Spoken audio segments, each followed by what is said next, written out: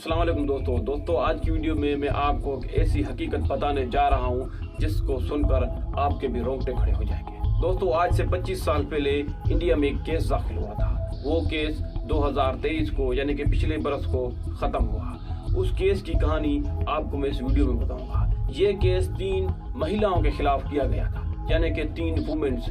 उन 3 औरतों पे छोटे बच्चों को अगवा करने का इल्ज़ाम और उसके सिवा उनको कत्ल करने का इल्ज़ाम भी थे।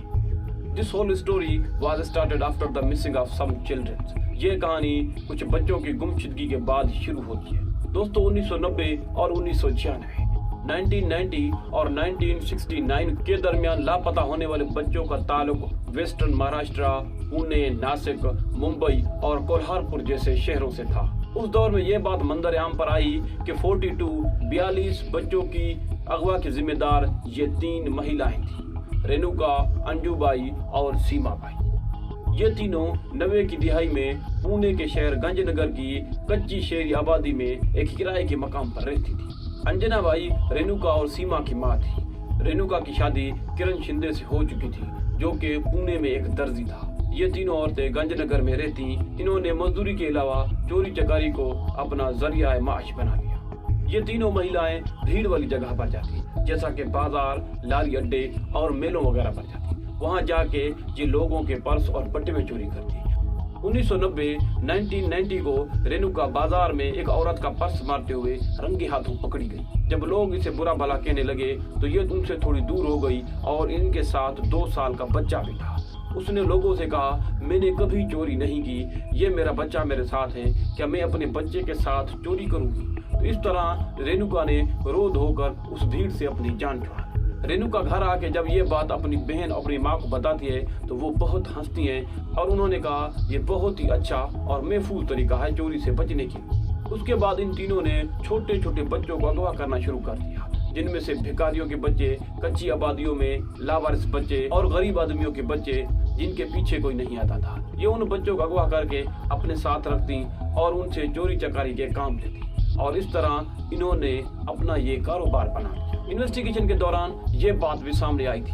कोल्हारपुर, नासिक और पुणे के शहरों में ये औरतें कई बार पकड़ी भी गईं, लेकिन बच्चा साथ होने की वजह से ये रो धोकर अपनी जान छुड़ा लेती और जैसे ही पकड़ी जाती तो ये अपने बच्चों को बुरा भला कहने लगती, उनको मारने लगती। तो इस तरह से लोग इन्हें कुछ नहीं कहते और इन्हें छोड़ देते थे। यही इनका सबसे बड़ा हथियार था।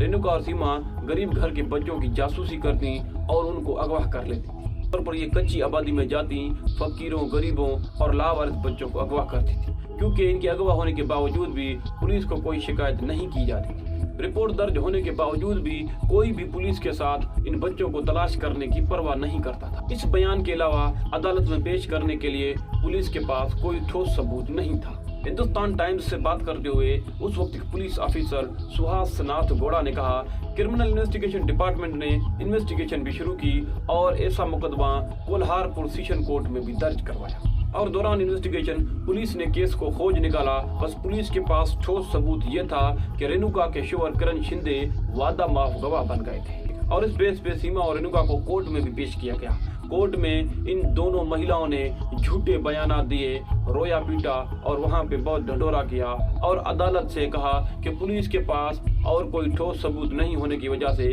इन्होंने हम गरीबों पे इल्जाम लगाया है। हमने किसी किस्म के बच्चों को अगवा नहीं किया, ना ही कत्ल किया है और ना ही हम जानते हैं। पुलिस असली मुजरिमों तक पहुंच नहीं रही, इसलिए हम गरीबों को पुलिस ने अरेस्ट कर लिया है। उसके बाद किरण शिंदे के बयान लिए गए। इन 3 सीरियल किलर के गुनाहों से पर्दा जब किरण शिंदे ने अदालत में उठाया तो महाराष्ट्र के साथ साथ पूरे इंडिया के रोंगटे खड़े हो गए। ये केस पहली बार 1969 यानी कि 1996 में सामने आया था और 28 जून 2001 को कोल्हारपुर सेशन कोर्ट ने रेणुका और सीमा को 13 नाबालिग बच्चों को अगवा करने और 6 को कत्ल करने के इल्जाम में सजाए मौत सुनाई थी, क्योंकि इनके जुर्म सफाकाना थे।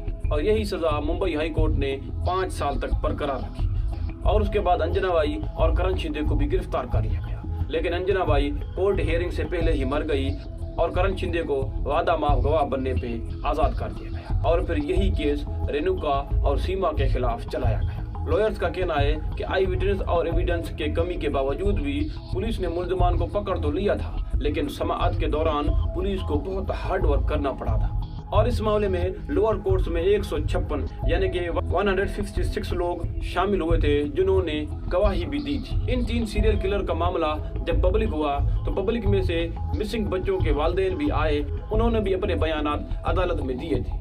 रोजनामा पठारी के सीनियर सहाफी महेश कोलकर ने कहा कि जब ये औरतें अदालत में समाअत के लिए आती तो लोगों में इन औरतों के खिलाफ बहुत ही गुस्सा, खास तौर पर उन औरतों का गुस्सा सबसे ज्यादा था जिनके बच्चों को इन औरतों ने इंतहाई सफाकाना तौर पर कत्ल किया था। और उसके अलावा सहाफी उदय कुलकर्णी ने कहा कि जब ये सीरियल किलर अदालत आती थी तो मैंने इनको गौर से देखा था, इनके चेहरे पर कोई पशेमानी, कोई पछतावा नहीं था। 2006 यानी कि 2006 तक सुप्रीम कोर्ट ऑफ इंडिया ने हाई कोर्ट की सजाए मौत को बरकरार रखा, लेकिन हस्बे मामूल उसके बाद इन दोनों बहनों ने रहम की अपील प्रेसिडेंट ऑफ इंडिया को की, लेकिन प्रेसिडेंट ऑफ इंडिया ने रहम की अपील में वक्त लगा दिया। और उसके बाद 2014 में 2014 को उस वक्त के इंडियन प्रेसिडेंट प्रणब मुखर्जी ने वो रहम की अपील मुस्तरद कर दी और फांसी को डिक्लेयर कर दिया, लेकिन इस बात को 5 साल का अरसा भी गुजर चुका था। और उसके बाद इन दोनों बहनों ने एक और अपील की और कहा कि 5 साल का अरसा गुजर चुका है, हमारी फांसी को रोक दिया जाए। और उसके बाद 20 जनवरी 2022 को 2022 को इनकी सजाए मौत को कलअदम करार दे दिया गया और उम्र कैद की सजा दे दी गई। सीमा ने 2008 और रेणुका ने 2009 को रहम की अपील की थी। और उसके बाद सुप्रीम कोर्ट ऑफ इंडिया ने अपना फैसला सुनाया और उस फैसले में सुप्रीम कोर्ट ऑफ इंडिया ने रिमार्क्स दिए कि 7 साल का इतना अरसा बगैर किसी वजह के रहम की अपील को लग गया है, लिहाजा ये वक्त हुकूमत की तरफ से जाया हुआ है। और इसी वजह से सीमा और रेणुका की सजाए मौत को एक तरफ रखकर उनको उम्र कैद की सजा सुप्रीम कोर्ट ऑफ इंडिया ने सुना दी। और उसके अलावा सुप्रीम कोर्ट ऑफ इंडिया ने ये भी रिमार्क्स दिए थे कि एक ऐसी रहम की अपील को सिर्फ 3 महीने लगते हैं, लेकिन ये 7 साल का अरसा भी हुकूमत इंडिया की तरफ से लग गया है, लिहाजा इस रीजन को रखकर ये फैसला सुनाया गया।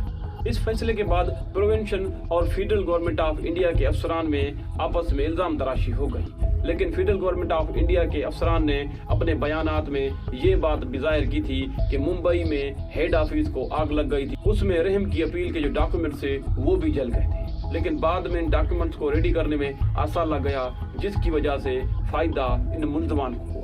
इस वक्त सीमा की उम्र 44 ईयर्स है और रेणुका की 49 यानी कि 49 ईयर्स है। और इस वक्त ये दोनों बहनें पुणे की यरोवडा जेल में अपनी बाकी की जिंदगी गुजार रही है। हुकूमत की थोड़ी गलती से इतने बड़े सफाक मुजरिम मौत की सजा से बच गए। अगर हमारी गवर्नमेंटें ठीक से काम करना शुरू कर दें तो ये ऐसे सफाक मुजरिम न बच सके, क्योंकि इन्होंने छोटे छोटे बच्चों पर जुल्म किया, उनको अगवा किया, उनसे चोरियां करवाई और ये मुआशरे के लिए एक जहर है। दोस्तों, ये आपकी और मेरी जिम्मेदारी है कि ऐसे लोगों पर हम नज़र डालें। अगर हमें कोई ऐसा मशकूक आदमी अब भी नज़र आ जाए तो हमें पुलिस को इन्फॉर्म करना चाहिए, हमें भी अपना रोल प्ले करना चाहिए अपनी सोसाइटी, अपने मुआशरे में। दोस्तों, अगर आपको हमारी ये वीडियो अच्छी लगी है तो चैनल को सब्सक्राइब करें, वीडियो को लाइक करें और अपने दोस्तों तक शेयर करें। तो मिलती है किसी और वीडियो में, तब तक के लिए करामत अली को दीजिए इजाजत। अल्लाह हाफिज़। दोस्तों, अगर आप queen Victoria and Abdul Karim की लव स्टोरी, जुल्फकार अली भुट्टो की फांसी, अभिनंदन का जहाज पाकिस्तान में किस तरह गिरा,